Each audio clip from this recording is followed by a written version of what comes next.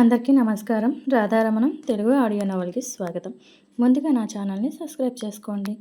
అలానే మీకు తెలిసిన వారికి షేర్ చేయండి. అలానే నా స్టోరీస్కి ఒక లైక్ కూడా ఇచ్చేయండి. మీరు ఇచ్చే లైక్ వల్ల ఇంకా కొంతమందికి రీచ్ అవుతుంది. ఇక స్టోరీలోకి వెళ్ళిపోదాం. రాక్షసుడి వలలో అందాల జాబిలమ్మ 92వ ఎపిసోడ్. సిద్ధార్థ అంత పెద్ద కేక వేసేసరికి పురుషోత్తం, సునంద, నారాయణ అందరూ పరుగున సిద్ధార్థ దగ్గరికి వచ్చి, ఏమైంది సిద్ధార్థ, ఎందుకు అలా అరిచావు అని తన చేతి వైపు చూసేసరికి రక్తం కారిపోతూ ఉంటుంది. ఆ చెయ్యి నల్లని రంగులోకి మారిపోయి ఉంటుంది. అప్పటి వరకు అక్కడ జరిగేదంతా లోపల వంటగది కిటికీలో నుండి చూస్తున్న శ్యామ, సుకన్య ఇద్దరు కేశవ సిద్ధార్థ చేతిని పట్టుకుని నలిపేయడం చూస్తూ అలానే షాక్లో నిలబడిపోయి గుడ్లు పెద్దవి చేసుకుని చూస్తూ ఉండిపోతారు. అసలు శ్యామకి కేశవ ముందు సిద్ధార్థని పెళ్లి చేసుకుంటానని చెప్పడం ఇష్టం లేదు. కానీ తను ఆ పెళ్లికి ఒప్పుకుంటే కేశవ తనని వదిలేస్తాడేమో అని పొరపాటు పడింది. కానీ ఆ పెళ్లికి ఒప్పుకుని ఎంత పెద్ద తప్పు చేసిందో ఇప్పుడు అర్థమవుతూ ఉంటే తనకి దుఃఖం పొంగుకొస్తూ, అయ్యో సిద్ధార్థ గారు నన్ను క్షమించండి అని అక్కడే కింద కూర్చునిపోయి బాధపడుతూ ఉంటుంది శ్యామ. వాళ్ళందరూ బయటికి వెళ్తుంటే శ్యామ అక్కడ ఉండలేక వంటగదిలోకి వచ్చేస్తుంది. అక్కడే కిటికీ దగ్గర నిలబడి వెక్కి వెక్కి ఏడుస్తూ ఉంటుంది. సుకన్య శ్యామ అలా వంటగదిలోకి వెళ్ళిపోవడం చూసి ఎవ్వరూ లేకపోవడంతో అందరూ బయటికి వెళ్తూ ఉండడంతో శ్యామని ఎలా అయినా బెదిరించి తను తీసుకున్న నిర్ణయాన్ని కట్టుబడి ఉండేలా చేయాలని వంటగదిలోకి వచ్చి శ్యామతో మాట్లాడదామని అనుకుంటుంది.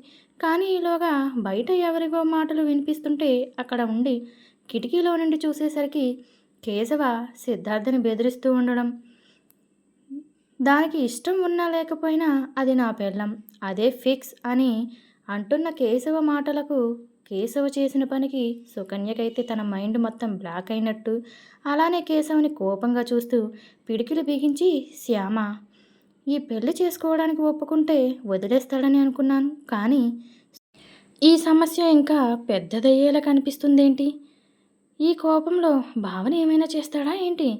ఏమైనా సరే నేను అనుకున్నది మాత్రం జరిగేలా చేసి తీరుతాను అని కసిగా అనుకుంటూ ఇంకా వాళ్ళు ఏం మాట్లాడుకుంటున్నారో అని అక్కడే నిలబడి చూస్తూ ఉండగానే సుకన్యకైతే కేశవ శ్యామ సిద్ధార్థల పెళ్లి ఖచ్చితంగా జరగనివ్వడని మాత్రం అర్థమైపోతుంది.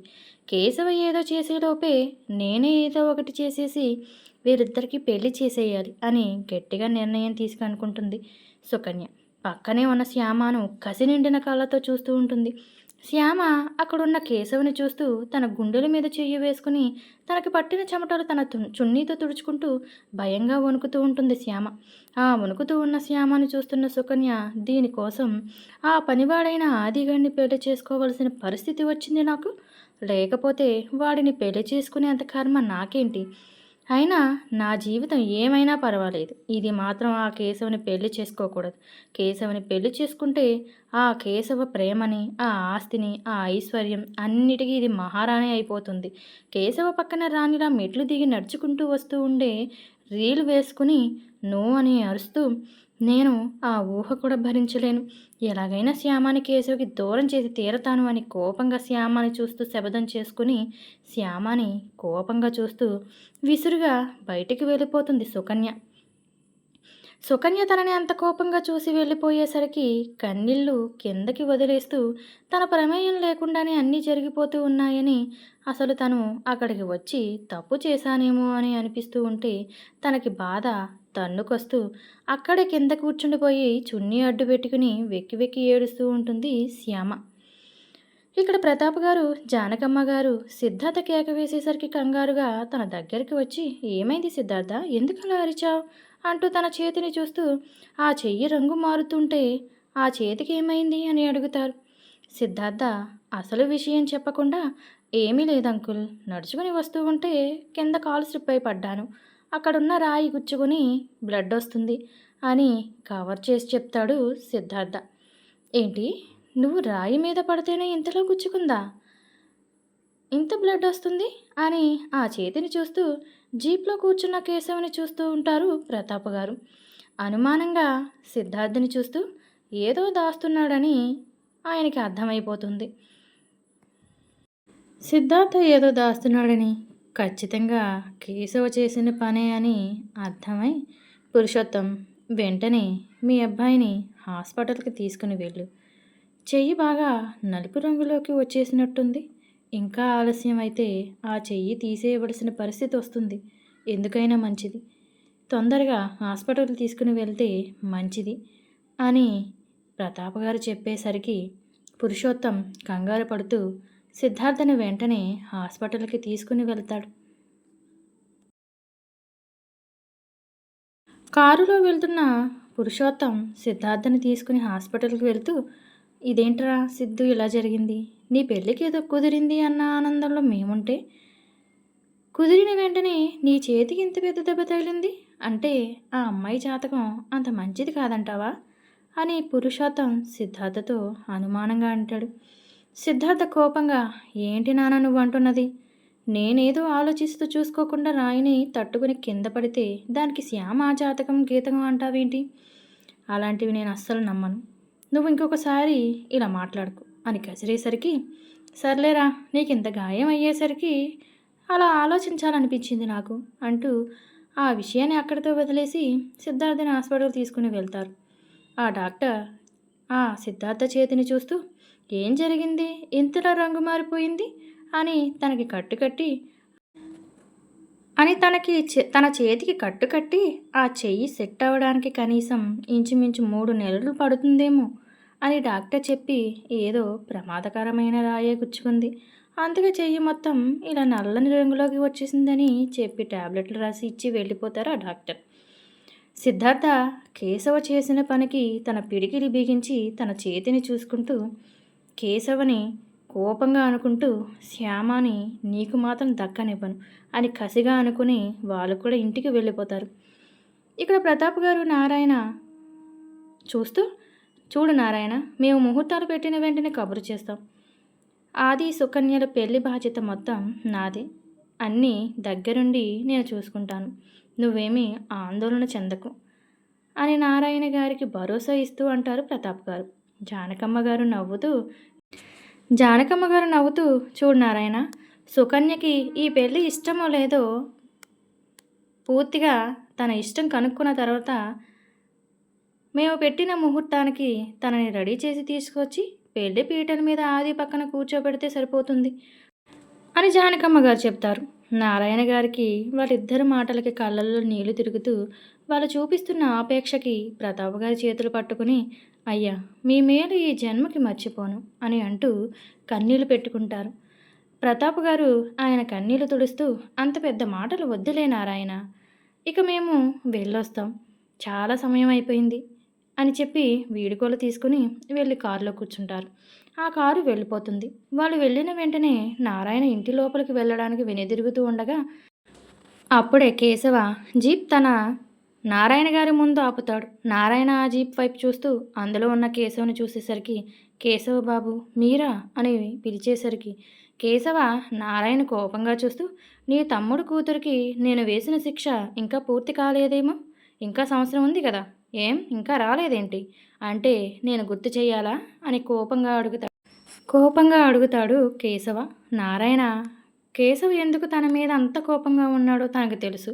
కానీ శ్యామ వాళ్ళెవరిని ఇష్టపడడం లేదు కాబట్టే నారాయణ గారు ఇంతటి కఠినమైన నిర్ణయం తీసుకుని శ్యామాని వీలైనంత త్వరగా వీళ్ళందరికీ దూరంగా పంపించేయాలని అనుకుంటారు. కానీ కేశవ శిక్ష అని గుర్తు చేసేసరికి తప్పదు, శిక్ష వేసినప్పుడు అనుభవించవలసిందే కదా అని మనసులోనే అనుకుంటూ కేశవ కోపాన్ని పట్టించుకోకుండా చిన్నగా నవ్వుతూ, లేదు బాబు గుర్తుంది అని చెప్పగానే, మరింకా రాలేదే, బొట్టు పెట్టి పిలవాలా, రమ్మని చెప్పు అని గర్జించేసరికి, ఇప్పుడే తీసుకొస్తాను బాబు అంటూ శ్యామ అంటూ లోపలికి వెళ్ళి పిలుస్తారు. లోపల వంటగదిలో ఉన్న శ్యామ నారాయణ గారు పిలిచేసరికి తన ముఖాన్ని శుభ్రం చేసుకుని చున్నీతో తుడుచుకుంటూ బయటకు వచ్చి, ఇంకా అక్కడే కేశవ జీపు ఉండడంతో అందులో ఉన్న కేశవ తననే చూస్తూ ఉండడంతో కేశవుని చూడలేక తన తలని కిందకి దించుకుని, ఏంటి పెదనాన్న పిలిచారు అని అడుగుతుంది శ్యామ. కేశవ శ్యామ తన వైపు చూడకపోవడంతో శ్యామ మీద కోపం ఇంకా పెరిగిపోతూ స్టీరింగ్ మీద ఉన్న తన చేతుల్ని గట్టిగా పట్టుకుని తన కోపాన్నంతా దాని మీద చూపిస్తూ ఉంటాడు కేశవ. పక్కన ఉన్న ఆది మాత్రం కేశవనే చూస్తూ ఉంటాడు.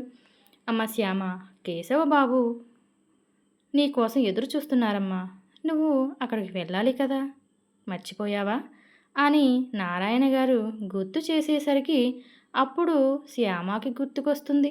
అవును కదా, నేను అక్కడికి వెళ్ళాలి కదా, ఆ విషయాన్ని నేను ఎలా మర్చిపోయాను అనుకుంటూ కేశవ వైపు చూస్తుంది. కేశవ తన వైపే చూస్తూ ఉంటాడు. అతని చూపే ఆమెకు ప్రాణం పోతున్నట్టుగా అనిపిస్తూ ఉంటుంది. కన్నీళ్లతో ఆ చూపుకి భయం పుడుతూ నారాయణ దగ్గరికి వెనకాల వెళ్ళి ఆయన చెయ్యి పట్టుకుని, పెదనాన్న, నేను వెళ్ళను, నాకు చాలా భయంగా ఉంది, అతన్ని వెళ్ళిపోమని చెప్పండి, నేను తర్వాత మీతో పాటు వస్తాను అని తన పెదనాన్న చేతిని పట్టుకుని భయపడుతూ ఉంటుంది శ్యామ. అదంతా చూస్తున్న కేశవకైతే సంఖ్య తిరిగి అలానే శ్యామని చూస్తూ ఉంటాడు. శ్యామ భయంతో వణికిపోతూ ఉండేదాన్ని గమనించిన నారాయణ గారు శ్యామ వైపు చూస్తూ, సరే శ్యామ, నేను కేశవ బాబుతో మాట్లాడి చూస్తాను అని చెప్పి కేశవ వైపు తిరిగి, బాబు, శ్యామాని అని ఆ మాట మొదలు పెట్టగానే అది గమనించిన సుకన్య కోపంగా ఇంటి బయటకు వచ్చి శ్యామ పక్కన నిలబడి శ్యామని వెళ్లకుండా ఆపాలని ఆమె చెయ్యి పట్టుకోబోతుంది. అయితే అదే సమయంలో కేశవ్ విసురుగా జీపు దిగిపోయి నేరుగా శ్యామ వైపు నడుచుకుంటూ వస్తూ ఉండేసరికి అతడి కోపంగా తన దగ్గరికి ఉండడంతో శ్యామ గుండె ఒక్కసారిగా జడ్డుమంది. భయంతో వెంటనే అతని చేతికి చిక్కకుండా తప్పించుకొని పరిగెత్తుకుంటూ వెళ్ళి జీపులో కూర్చుని పరుగు పెట్టిన మూలాన అలుపు తీర్చుకుంటూ చేతిలో ఉన్న చున్నీని నలిపేస్తూ తన భయాన్ని అదుపు చేసుకునే ప్రయత్నం చేస్తూ ఉంటుంది శ్యామ. శ్యామ అలా తన చేతుల నుండి తప్పించుకుని జీపులో కూర్చోవడం చూసిన కేశవ చిన్నగా నవ్వుకుంటూ అక్కడే నిలబడి ఉన్న నారాయణ గారికి సుకన్యకి ఒక్కసారి అర్థవంతమైన చూపు చూసి జీప్ దగ్గరకు వెళ్ళి డ్రైవింగ్ సీట్లో కూర్చుంటాడు కేశవ. పక్కనే ఉన్న ఆది వైపు ఒక చూపు చూడగానే కేశవ ఉద్దేశం అర్థం చేసుకున్న ఆది వెంటనే వెనక్కి తిరిగి, అమ్మ శ్యామ, నువ్వు అక్కడెందుకు, ముందు ఈ సీట్లో కూర్చో అంటూ ముందు సీటు చూపిస్తాడు. శ్యామ మాత్రం సంకోచంగా, ఇక్కడే బాగుంది ఆది గారు అని సమాధానం చెప్తుంది. అది విన్న కేశవ ఆ మిర్రర్లో నుంచి శ్యామని చూస్తూ ఉంటే ఆ చూపుని తట్టుకోలేక శ్యామ నెమ్మదిగా జీప్ దిగి కేశవ పక్కనే ముందు సీట్లో కూర్చుంటుంది.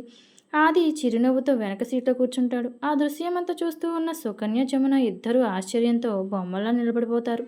కేశవ మాత్రం వాళ్ళందరూ తన వైపే చూస్తూ ఉన్నారని గమనించి పెదవులపై చిన్న చిరునవ్వుతో జీప్ స్టార్ట్ చేసి ముందుకు పోనిస్తాడు. జీప్ కదలడం మొదలవగానే ఆది వెనక్కి తిరిగి సుకన్య వైపు చూస్తూ పల్లికిలిస్తూ కన్ను కొట్టి ఫ్లయింగ్ కిస్ ఇస్తాడు. అది చూస్తున్న సుకన్యకి కోపంతో ఒళ్ళు మండిపోతూ ఉంటుంది. ఆది మాత్రం చిన్నగా నవ్వుతూ మన పెళ్లిలో కలుసుకుందాం అన్నట్టుగా సైగ చేస్తూ మనసులో మాత్రం అన్న చేసిన పనితో దీనికి పూర్తిగా దిమ్మ తిరిగిపోయి ఉంటుంది. ఇక ఈరోజు ప్రశాంతంగా నిద్రపోదులే, మనకు కావాల్సింది కూడా అదే అని అనుకుని సుకన్యకు బాయ్ చెప్తూ నవ్వుకుంటూ ఉంటాడు. జీప్ దూరంగా వెళ్తుండగా సుకన్య తన పిడికిలి బిగించి కోపంగా నారాయణ గారి వైపు తిరిగి, నాన్నగారు, ఏంటి మీరు చేస్తున్న పని, శ్యామను కేశవతో అలా ఎలా పంపిస్తారు, శ్యామకి పెళ్లి నిశ్చయం అయిపోయింది కదా, తన కాబోయే భర్త ఇదంతా చూస్తే శ్యామని ఎలా పెళ్లి చేసుకుంటాడు, అసలు మీరు ఏం ఆలోచిస్తున్నారు అంటూ ఆవేశంగా ప్రశ్నిస్తుంది సుకన్య. నారాయణ గారు ఒక నిట్టూర్చి, నువ్వు ఇక్కడే ఉన్నావు కదా తల్లి, చూసావు కదా, మరి నువ్వు వెళ్ళి ఆపొచ్చు కదా, నన్ను మాత్రమే ఎందుకు నిందిస్తున్నావు అని ఆయన బాధపడుతూ, ఇదంతా శ్యామ తలరాత, ఇంకా సంవత్సరం పాటు ఆ ఇంట్లోనే తన శిక్ష పూర్తి చేయాలి, ఆ విషయం నీకు గుర్తుందా, కేశవ విధించిన శిక్షను మనం మార్చలేం, వాళ్ళకి ఎదిరించి మనం ప్రశాంతంగా బ్రతకలేం, ఆ శిక్ష పూర్తయ్యే వరకు కేశవ బాబు శ్యామను వదిలేస్తాడని నువ్వు అనుకుంటున్నావా అని ప్రశ్నించగానే సుకన్య ఒక్కసారిగా షాక్ అవుతూ, అవును కదా, ఈ విషయం నేనెలా మర్చిపోయాను, కానీ నాన్నగారు పెళ్ళికి కుదిరిపోయిన తర్వాత ఇలాంటి శిక్షలు ఎందుకు, ఇదంతా కావాలనే కేశవ శిక్ష పేరుతో శ్యామని తన దగ్గర ఉంచుకోవడానికే చేస్తున్న ఎత్తు ఇది, ఇదంతా తనకు కాబోయే భర్తకు తెలిస్తే బావ ఏమనుకుంటాడు, మీరైనా చెప్పాల్సింది కదా నాన్నగారు. నారాయణ గారు ప్రశాంతంగా సమాధానం ఇస్తూ, చూడు సుకన్య, నువ్వు మరీ ఎక్కువగా ఆలోచిస్తున్నావని నాకు అనిపిస్తుంది, వాళ్లకు ఈ విషయాలన్నీ ముందే తెలుసు కదా, అన్నీ తెలిసి శ్యామని ఇష్టపడి పెళ్లి చేసుకోవడానికి ముందుకు వచ్చారు కదా సిద్ధార్థ, ఇప్పుడు కొత్తగా శ్యామ గురించి తప్పుగా అనుకునేది ఏముంది తల్లి, నేనైతే కేశవ బాబుని ఎదిరించి ఏమీ చేయలేను, పైగా ఆ బాబు వల్లే ఆది లాంటి మంచి అబ్బాయి నీ జీవితంలోకి భర్తగా రాబోతున్నాడు అని చెప్పడంతో సుకన్య నిశ్శబ్దంగా నిలబడిపోతుంది. కానీ ఆమె మనసులో మాత్రం కోపం, అసూయ, నిస్సహాయత అన్నీ కలిపి తుఫాను ఉప్పొంగుతూ ఉన్నాయి. సుకన్యతో కోపాన్ని చూస్తూ, చూడు తల్లి, ఆ బాబుతో లేనిపోని గొడవలతో సమస్యలు కొని తెచ్చుకోవద్దు. నువ్వు కూడా పెళ్ళయ్యేదాకా కేశవతో కొంచెం జాగ్రత్తగా ఉండు. ఏదైనా తేడా జరిగి ఈ పెళ్ళి ఆగిపోతే మాత్రం నేను తట్టుకోవడం కష్టం తల్లి. నువ్వు కూడా అని ఏమీ పట్టించుకోకు. మౌనంగా ఉండు. నీకు నేను చెప్పేది అర్థమైందనే అనుకుంటున్నానని నారాయణ గారు తను చెప్పాలనుకున్నది చెప్పేసి లోపలికి వెళ్ళిపోతారు. జమున సుకన్య దగ్గరికి వచ్చి, ఏంటి సుకన్య నువ్వు చేస్తున్న పని? దాని జీవితం ఎటుపోతే నీకెందుకు? నీ జీవితం నువ్వు చూసుకోవాలి కానీ దాని జీవితం కోసం నువ్వు ఆదిని పెళ్లి చేసుకోవడం సిద్ధపడతావా? నువ్వెందుకే ఇలా మారిపోయావు? అసలు నువ్వు ఆ పెళ్ళిని ఎలా ఒప్పుకున్నావే? ఆ పనివాడిని ఎలా పెళ్లి చేసుకుంటావే? నాకసలు ఇష్టం లేదు. మొదటిసారిగా నాకిష్టం లేని పని చేస్తున్నావు. నువ్వు నీ చావు నువ్వే చావు. నాకు సంబంధం లేదని విసురుగా లోపలికి వెళ్ళిపోతుంది జమున. సుకన్య వేసిన ప్లాన్ అంతా ఇలా తారుమారవుతుందని సుకన్య అనుకోలేదు. కొనసాగుతూ ఉంటుంది. అసలు తరువాత సుకన్య ఏం చేయబోతుందో? ఈసారి సుకన్య చేసే పనికి కేశవ చేతిలో బాగా మూడినట్టే ఉంటుంది. వచ్చే ఎపిసోడ్ మాత్రం చాలా ఇంట్రెస్ట్‌గా ఉంటుంది. బోర్‌గా అనిపిస్తే స్కిప్ చేసేయండి. ఎవరైనా సబ్స్క్రైబ్ చేసుకోకపోతే సబ్స్క్రైబ్ చేసుకోండి. చూసి, వినేసి వెళ్ళిపోతున్నారు గానీ సబ్స్క్రైబ్ చేసుకోవట్లేదు. Please subscribe. వచ్చే ఎపిసోడ్‌లో ఏం జరుగుతుందో తెలుసుకుందాం. నమస్తే.